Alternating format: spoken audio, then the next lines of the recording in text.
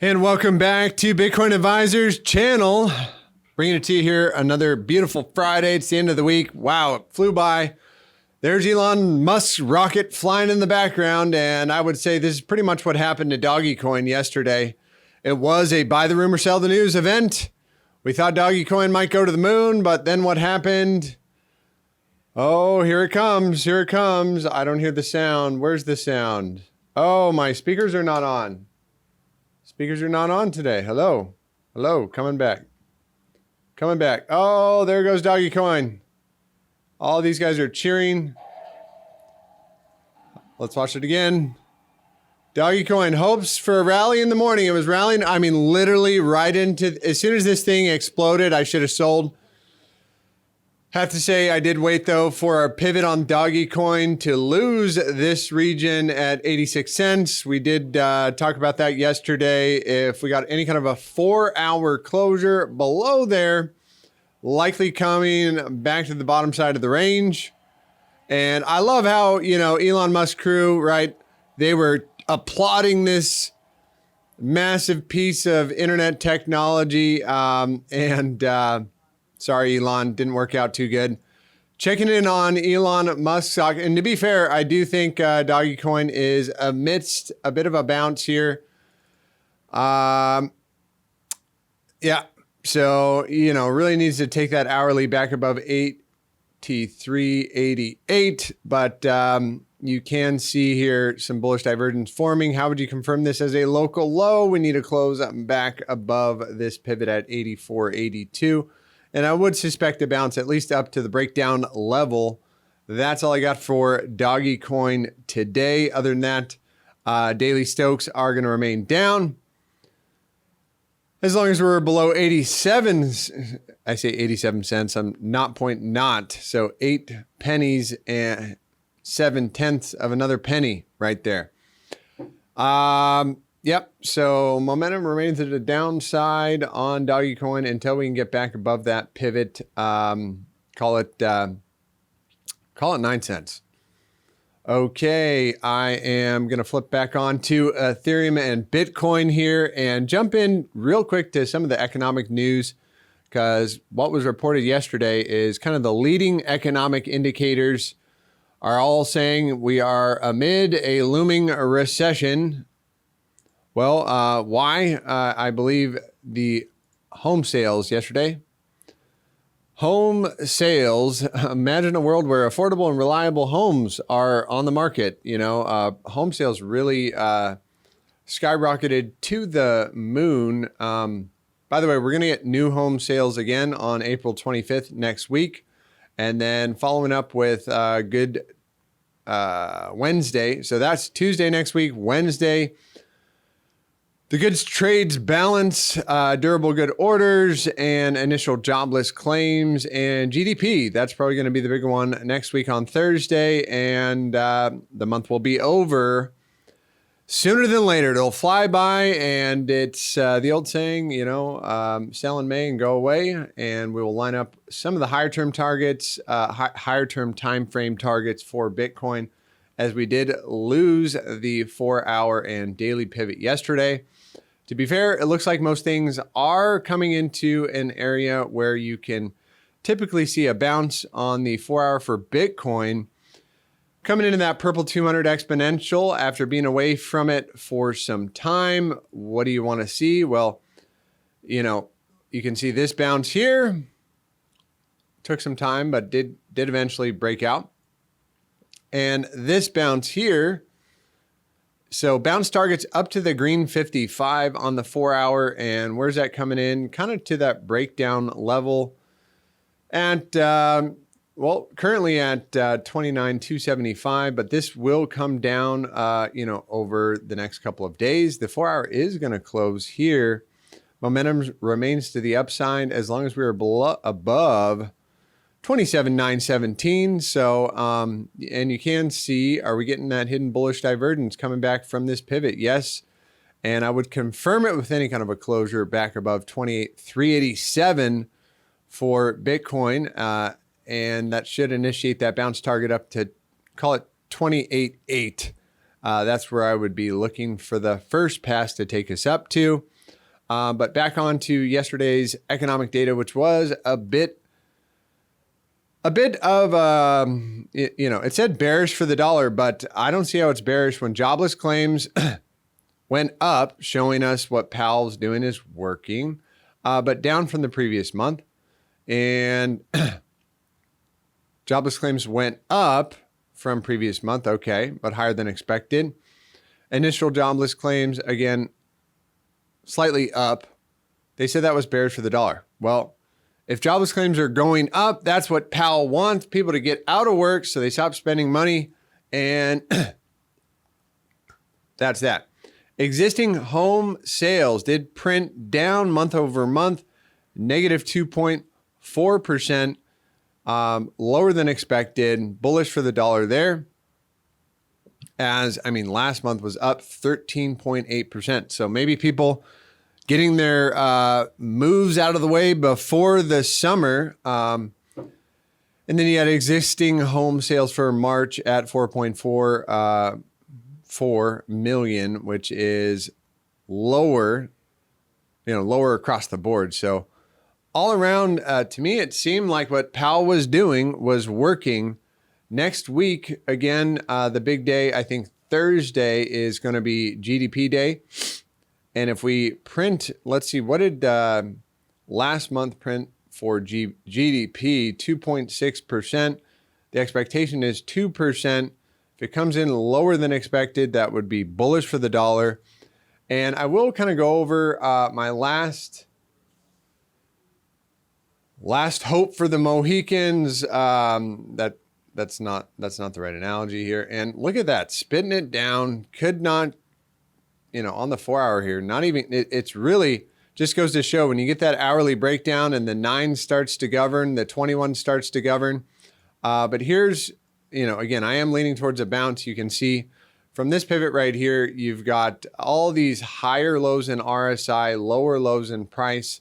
Eventually, after attacking the 21 so many times, it is going to break, and then you get the move up to the green 55, and then, a few tests there. That's the best hope for the bulls right there. And even more hope for the bulls. We were talking about this on the dollar. We wanted to see the dollar come print a few more drives of hidden bullish divergence on the dollar before initiating a pretty massive bounce when it comes to currencies. And I did want to take a look at this pivot some people were talking about. Maybe it was on a weekly time frame. So a trend line coming back from this level right here. This broke. Perhaps this is the one. And see if there's anything we can make of this dollar debasement.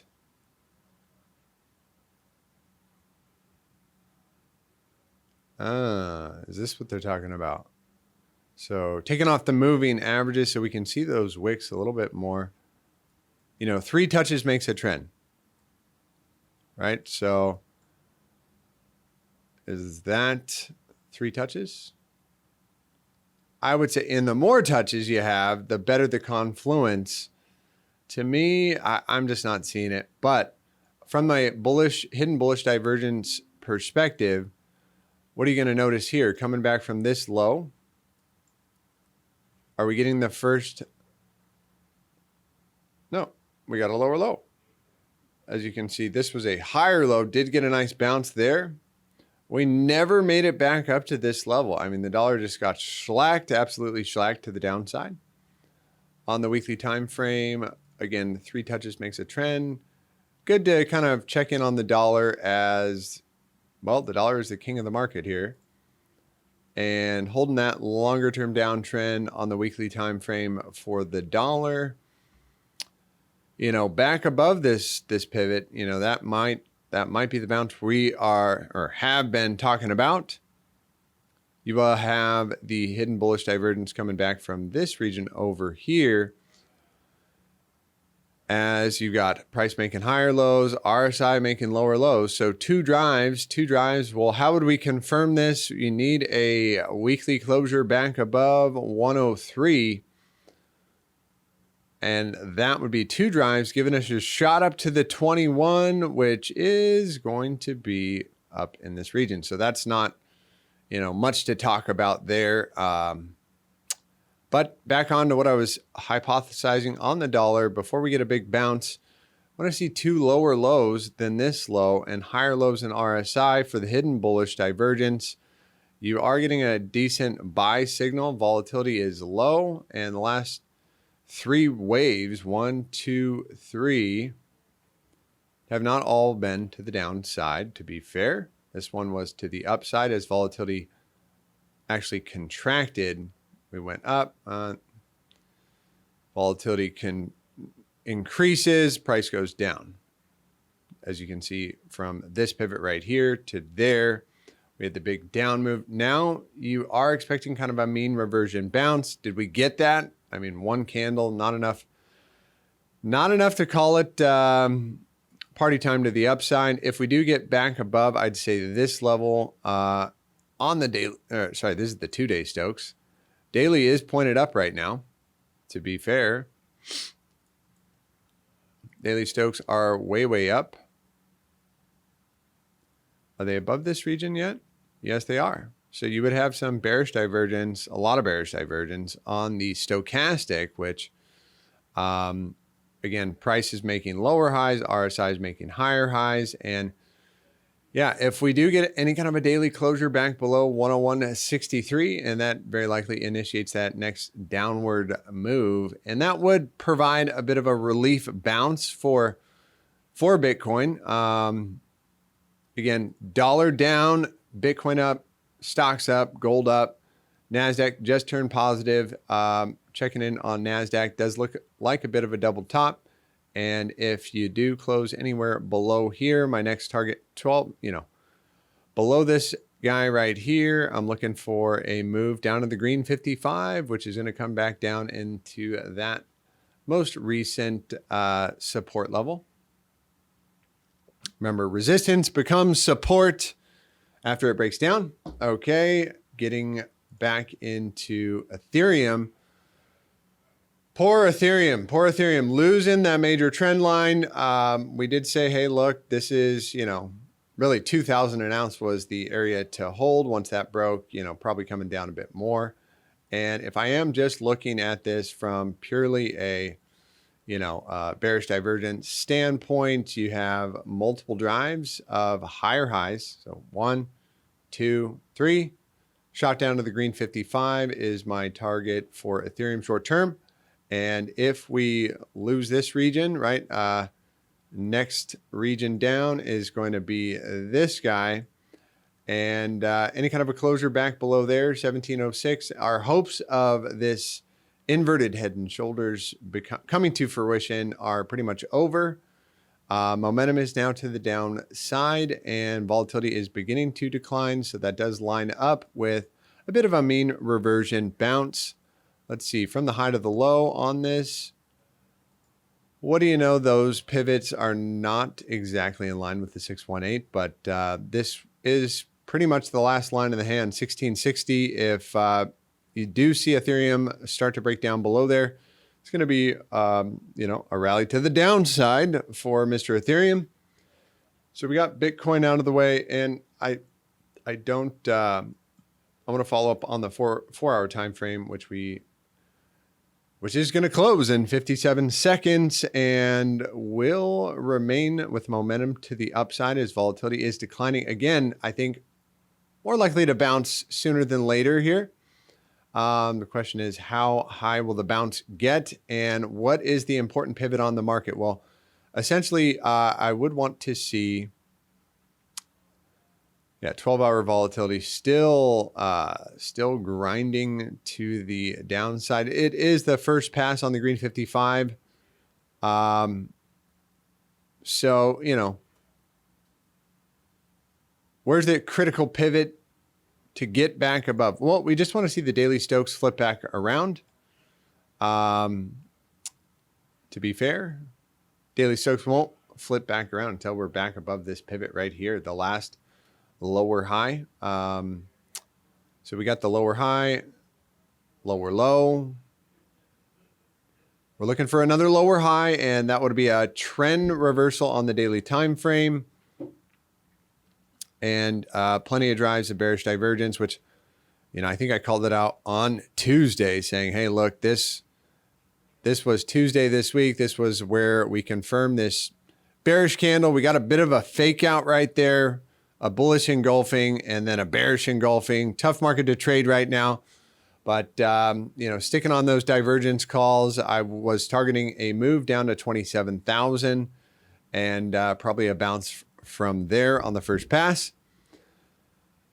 So that's it for today, guys. We'll be following up tomorrow with some more crypto news, following up on that economic data. Nothing on Monday. So again, probably a little bit of an opportunity to bounce.